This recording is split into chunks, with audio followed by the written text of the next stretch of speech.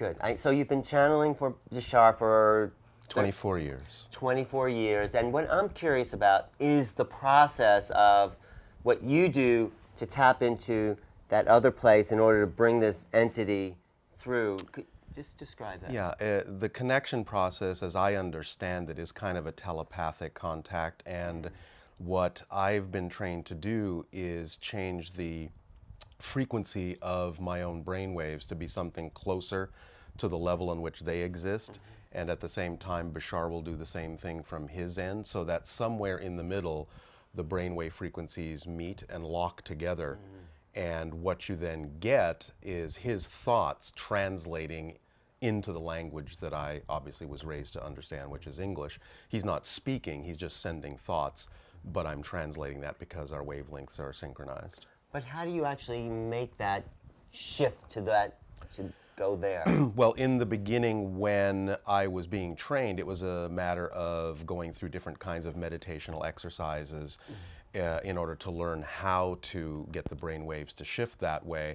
At this point, 24 years later, it's a very automatic thing. As soon as I just open myself up to that connection, the process just now happens automatically, and it just takes me to that level. So just before we go into the channel, so you sort of relax into yourself, you would say? Yeah, it's kind of, for me, it's like falling into kind of a daydream state.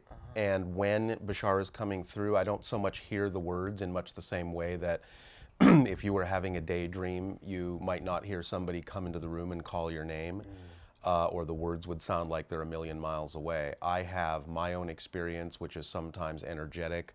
Sometimes I'll feel maybe the emotionality of the concept that's being discussed. I might get abstract images. I don't always know how those images relate to what is being discussed, but I know the concept that's being discussed will sink into my consciousness in whatever way I might need to use it in my life, but the words are completely secondary, and when I come out of it, it's like waking up from a dream. The whole thing just fades, and I don't really know what was said.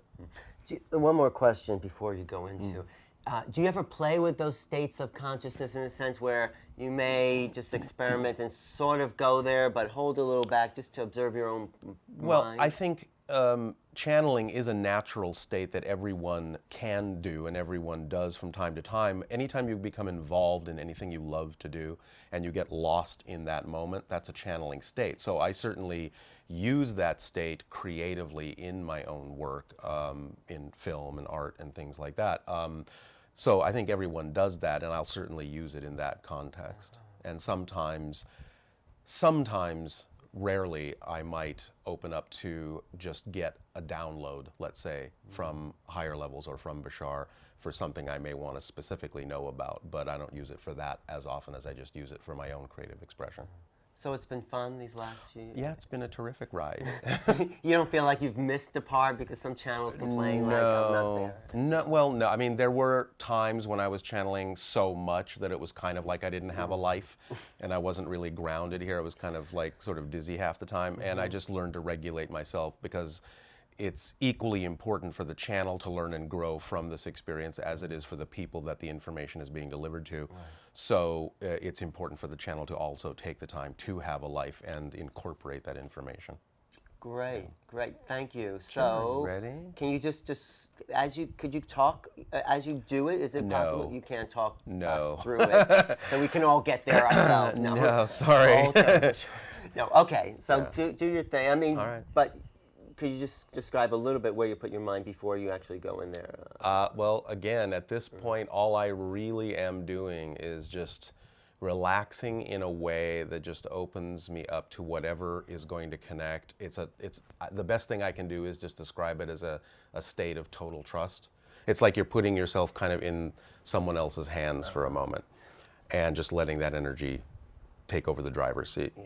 It's so exciting to watch because it's as if at some point someone grabs the back of your neck and sort of yanks you. The energy will align my body in order to make sure that it is where it needs to be supported.